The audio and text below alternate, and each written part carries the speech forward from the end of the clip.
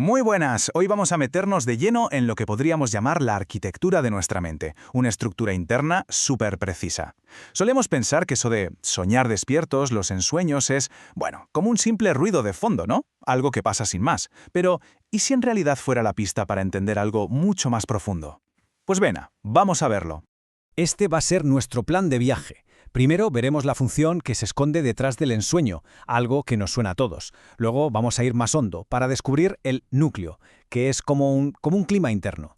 Veremos cómo se relacionan estos dos, la dinámica de compensación, después cómo ese núcleo actúa de brújula en la vida y al final pues lo juntamos todo para tener la foto completa de esta estructura mental.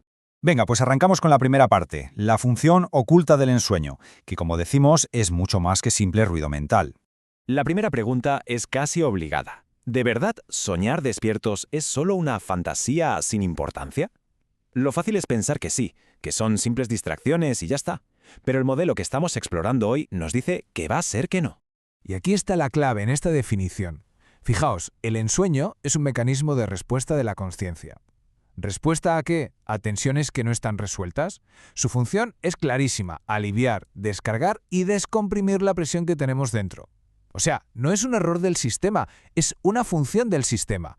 Y ojo, que este mecanismo no funciona solo cuando nos distraemos en el trabajo, actúa en diferentes niveles de consciencia. Cuando dormimos profundo, con esas imágenes súper intensas, en el semisueño, con esas fantasías que se alargan y se encadenan, y, por supuesto, cuando estamos despiertos, en la vigilia, con esas divagaciones que todos conocemos.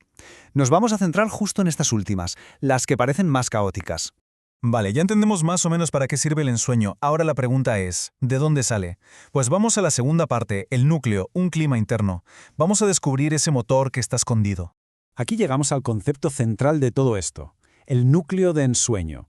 Y es muy importante entender que no es una imagen, no es una historieta que te montas en la cabeza, es algo mucho más sutil. Es un clima interno, una sensación de fondo persistente que lo tiñe todo. Y para que esto no se quede en algo abstracto, estos ejemplos son perfectos. ¿Qué es un clima interno? Pues puede ser, por ejemplo, un sentimiento de culpa ahí, difuso, constante, o una sensación de abandono que no se va, o esa expectativa de que las cosas van a salir mal. Pero ojo, también puede ser algo que impulse, como una búsqueda de plenitud o una necesidad de protección.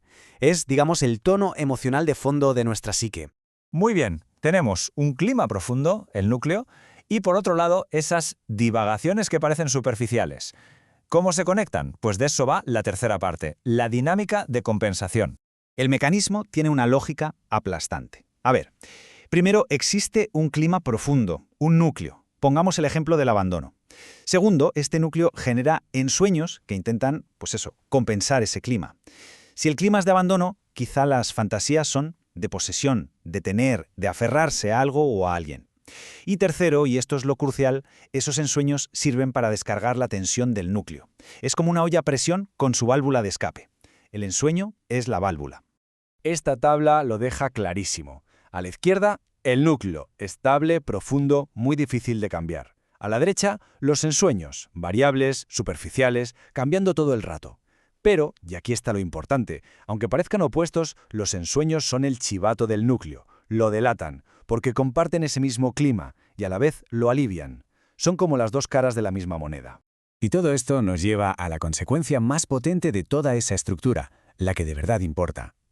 Cuarta parte, el núcleo como brújula vital.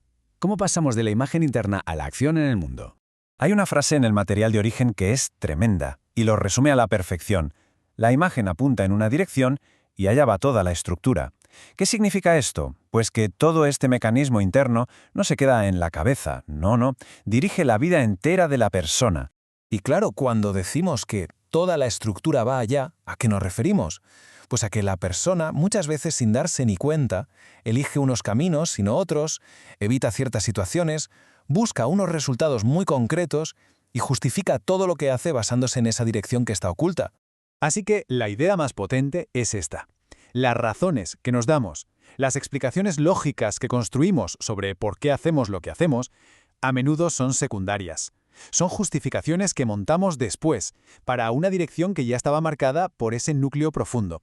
Venga, que ya estamos en la recta final. Vamos a juntar todas las piezas del puzzle. Quinta y última parte, síntesis de la estructura mental. Repasemos todo el circuito para que quede claro. Empezamos con tensiones internas que crean un clima profundo, o sea, el núcleo.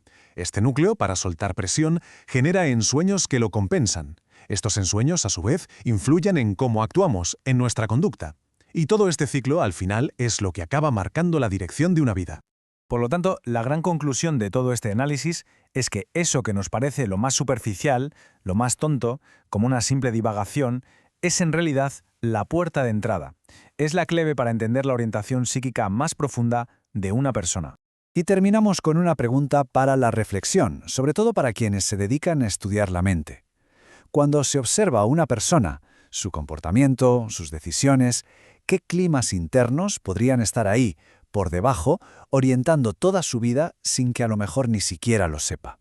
Es una herramienta de análisis potentísima que invita a mirar siempre un poco más allá de lo evidente. Ahí queda la pregunta.